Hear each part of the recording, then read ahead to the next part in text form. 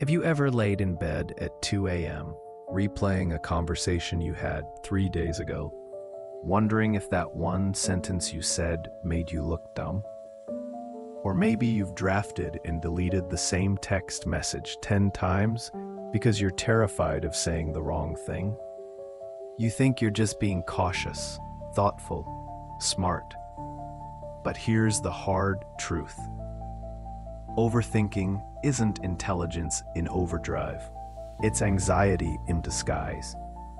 In a world that praises overachievers and deep thinkers, no one tells you that your mind can become a prison when it's trying too hard to protect you from imagined danger.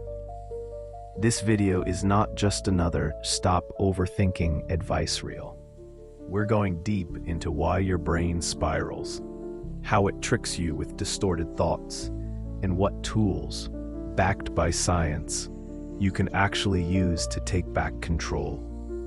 We'll explore cognitive behavioral therapy, journaling, and why your brain creates fake stories just to make you feel safe. Because you don't need more thoughts. You need better ones. And sometimes, silence is smarter than spirals. Let's get into it. Let me tell you a quick story. Sam is 22. She's smart, sensitive, and always described as mature for her age.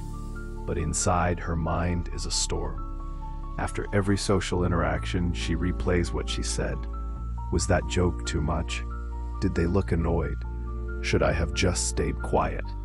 She's exhausted, not from life, but from her own brain. And the worst part, everyone thinks she's got it all together.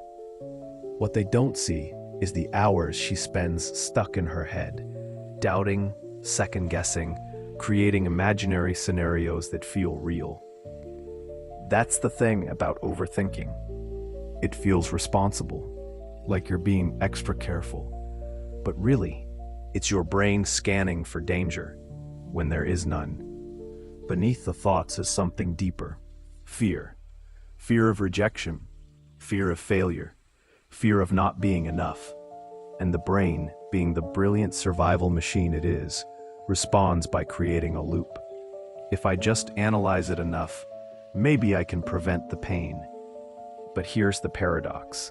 The more you think to feel safe, the less safe you feel. And that's not your fault. Your brain isn't malfunctioning.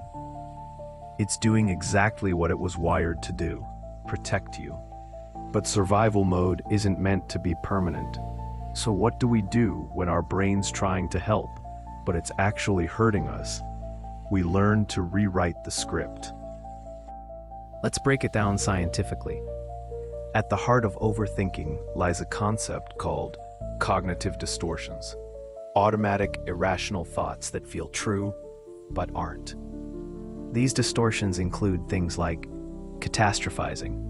If I mess up this job interview, I'll ruin my entire future. Mind reading. They didn't reply because they hate me. All or nothing thinking. If I'm not perfect, I'm a failure. Your brain doesn't do this to punish you. It does it because it's trying to predict and prevent pain. According to Dr. Aaron T. Beck, the founder of cognitive behavioral therapy, CBT, the way you think determines the way you feel. And that means if we can change our thoughts, we can change our feelings. Think of your thoughts like a pair of glasses. If those glasses are smudged with fear and shame, then everything you see, your relationships, your future, even yourself, will look distorted. Cognitive behavioral therapy teaches you to pause, question the distortion, and replace it with a thought that's actually true. Like instead of, I always screw things up, you ask, what's the evidence for that? And replace it with, I've made mistakes, but I've also grown. This process isn't fluffy self-help. It's rewiring your brain's narrative. Author and researcher Brené Brown once said, the brain's job is to make sense of pain, and it will create a story, even if it's not true. So when your brain doesn't know the truth, it makes one up. And guess what? You get to take the pen back. Through tools like cognitive behavioral therapy and journaling, you can begin to separate you from your thoughts. You are not your anxiety. You are not your spiraling mind. You are the awareness that sees it. And that right there is your power. So how do we go from spiraling to self-aware? Here are 3 tools you can use starting today. 1. The Name the Distortion method. Cognitive behavioral therapy. Whenever you catch yourself overthinking, pause and ask, what distortion is this? Am I catastrophizing, mind reading, labeling myself? By labeling the distortion, you create distance between you and the thought. It's no longer my truth, it's a thought I'm having. This is the first step to disempowering it. 2. Thought reframe journaling. Every night, take 5 minutes to write down the anxious thought, the emotion it triggered, the cognitive distortion it fits, a more rational, grounded alternative thought. For example, I embarrassed myself in class today. Emotion, shame.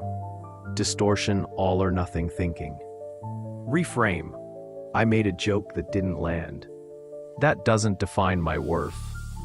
This consistent journaling helps you rewire your brain with reality, not fear. Set a worry timer.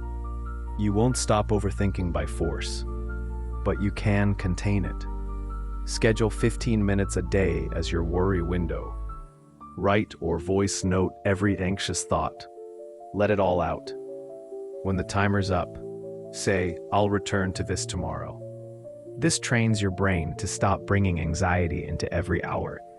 It gives your nervous system a break.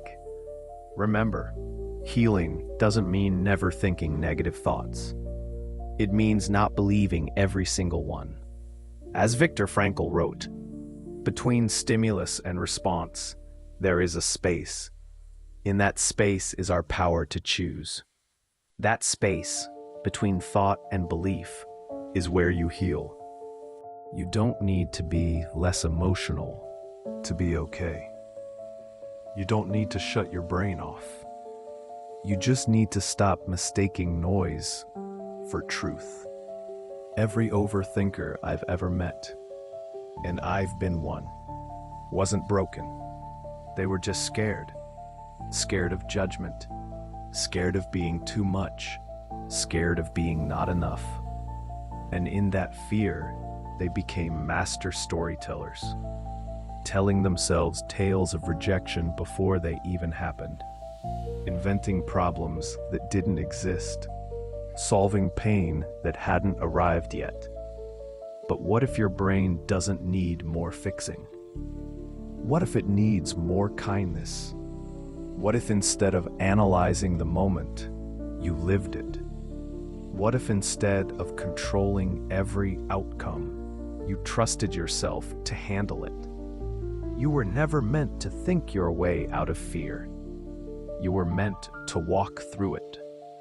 And the next time your mind says, you're not good enough, you'll mess this up, everyone's judging you, take a breath, look it in the eye, and say, that's a story, not a sentence. Your brain isn't broken. It's just scared. And scared brains don't need more thoughts. They need more truth.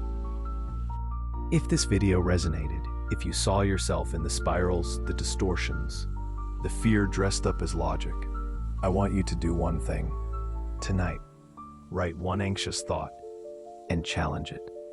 Name the distortion, reframe the belief, and take back the narrative. You are not alone in this. You are not too much. You are not broken. And your healing, it starts not with thinking more, but feeling safe enough to think less. If this helped, give it a like, drop your favorite takeaway in the comments, and share it with someone else who overthinks in silence. And if you want more videos like this, where psychology meets real life, subscribe. We're building a space here for minds that feel deeply and want to grow without shame. But for now, Just breathe. You're doing better than you think.